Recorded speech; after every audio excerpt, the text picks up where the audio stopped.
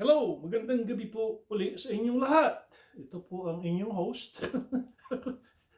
Pasensya na kayo, hindi, it's not every day that I get to speak in my native language. Pero ito po pagkakataon na to, sinubukan ko magtagalog, yung huli kong video para po sa aking mga kapatid na nasa serbisyo. Meron po kasi akong kaibigan na nagtanong sa akin.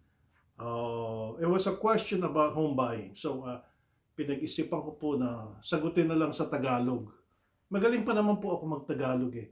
Nagkaroon ako ng maraming mga Pilipino na nagbanggit na, Marcus, you should do this again. Okay. Wala nang topic, right? Well, ngayon, since nasa real estate naman yung topic na huli kong sinagot, sinabi sa akin ng kaibigan ko na, ba't di mo sagutin yung paano binabayaran ng ahente kung yung ahente ay nagre-representa sa buyer. So, for the benefit of everybody, the question is, how does a buyer pays off the commission of a buyer's agent? So, paano binabayaran ng buyer yung commission ng buyer's agent? So, let's just cut to the chase. Hindi nagbabayad ang buyer ng bahay do sa kanyang ahente. Alright? Straight up to the point po iyon. Now, as of January of this year, nagkaroon ng ruling, kaya nalilito ang mga tao eh. Kung yung commission daw ay nane-negotiate, pwedeng pag-usapan. Well, dito po sa aking responsibilidad na lugar, which is Western Washington, ang sagot po doon is yes or no. So, ayoko pong pahabain itong ng 10-20 minutos itong diskusyon na to. Gawin po natin maigsi. Kung kayo po ay naghahanap ng ahente at kayo ay medyo alanganin sa inyong gagawin, sa buong Amerika po, alright, yung pong ahente ng buyer, ang nagbabayad po doon ay yung may-ari po ng bahay. Now, sa lahat po ng area ng Amerika, pwera na lang po sa dalawang area, miyembro po kami po ay yung miyembro ng dalawang yon. So basically, sa buong Amerika po, right?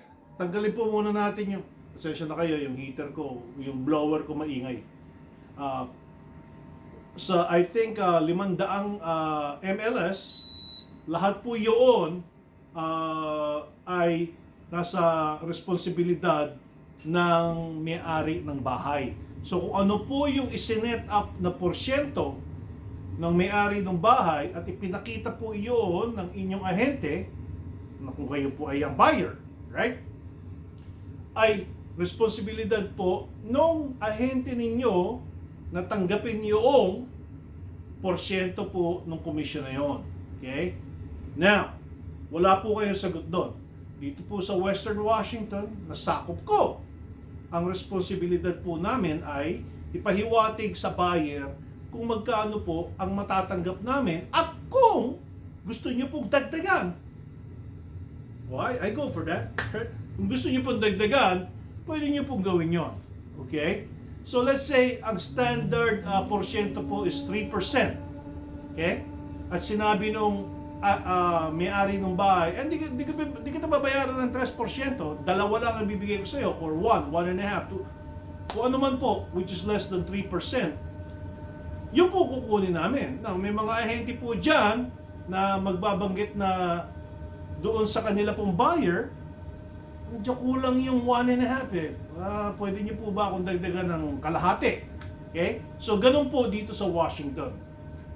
Ngayon, kung kayo po ang buyer, kontento na po kayo doon sa matatanggap ng inyong ahente, naukol po doon sa pamimigay ng may-ari ng bahay, and that's on you. Pero kung gusto niyo pong dagdagan, nasa inyo rin po iyon. Hopefully, nasagot ko ang inyong tanong. Huwag po kayo ma-intimidate. Dahil the bottom line is, kung hindi niyo po kailangan magdagdag, excuse me, pasensya na po kayo. Medyo malamig dito sa garahe ko eh.